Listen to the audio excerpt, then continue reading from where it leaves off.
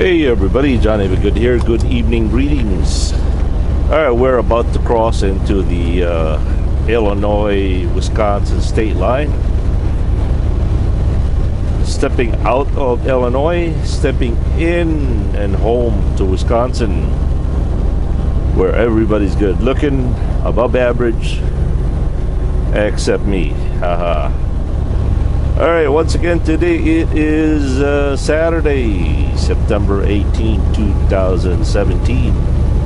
The local time here is 9:20 p.m.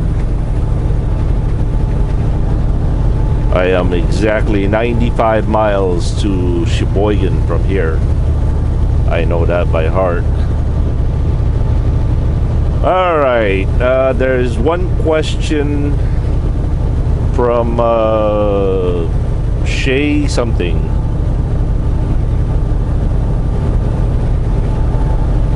Yeah, why do I do a split sleeper berth instead of doing a complete 10-hour break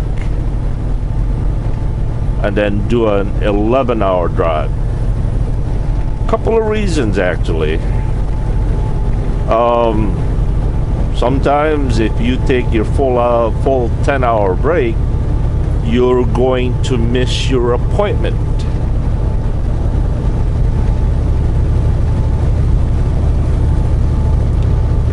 You're gonna miss your appointment by an hour or 2 hours.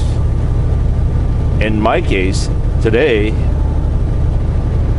I slept from 4 o'clock until about 7 or 9, and I was already wide awake and I just couldn't sleep anymore. I tried to go back to sleep and I just couldn't sleep anymore. And so since I pulled over at 4 o'clock in the morning, 10 hours later is 2 o'clock, right, in the afternoon. Can you imagine if I was just sitting there from 9 o'clock until 2 o'clock and doing absolutely nothing, unable to go back to sleep? By the time 2 o'clock comes around, I'll be dead tired. So why not do an 8-hour break, sleeper berth, drive your 8 hours. Well, you can't really drive 8 hours because you only have 8 hours on your 14-hour period. Basically, once you punch in and do your pre-trip, 8 hours later, you have to pull over and do a 2-hour break. So let's just, for example, like what I did today. I did a 15-minute pre-trip.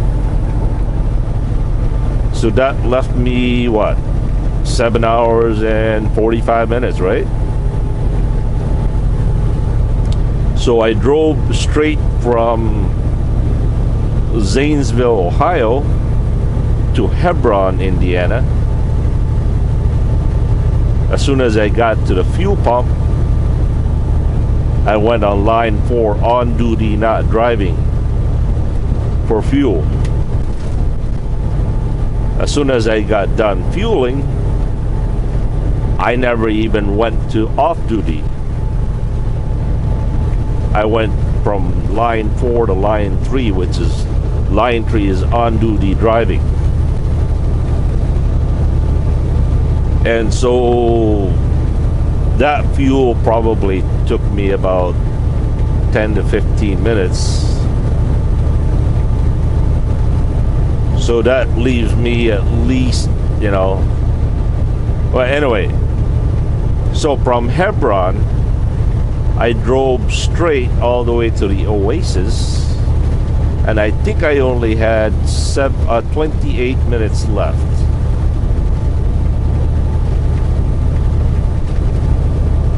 If I went over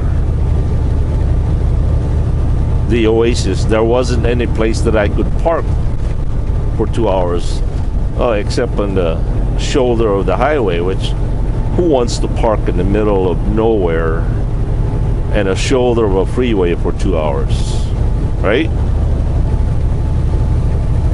So what I did is I drove to the Oasis. I still had 28 minutes left to drive. I took my 2-hour break, and now I had 3 hours and I think 50 minutes when my 8-hour break, my 2-hour break was done.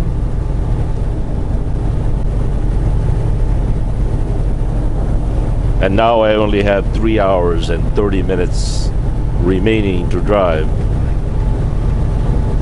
Then I gotta take a solid 10-hour break.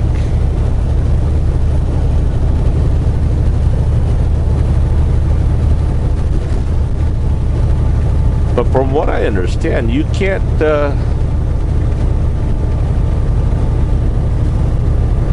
well, I guess you can do another sleeper. No, you can't do a sleeper again, a sleeper split. I think you have to do a 10-hour break after this.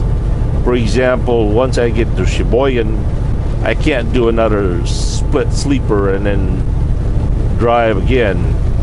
I'm not sure, but what I think is when I get to Sheboygan, I have to do a complete 10-hour break before I can go anywhere. I think. I'm not sure about that. I think there's something about you can't do a split sleeper consecutive times or something like that. Not entirely sure. So, yep. And that's basically the explanation for the split sleeper.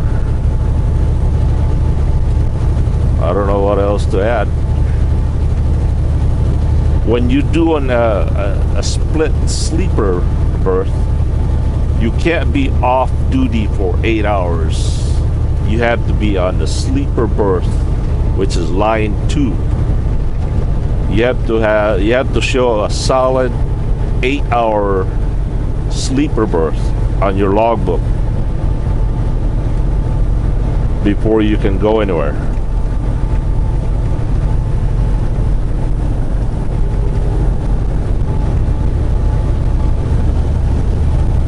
And I think that's all I got. By the way, I sure had a lot of fun with talking to you guys out there today. It kept me entertained, kept me awake, kept me busy,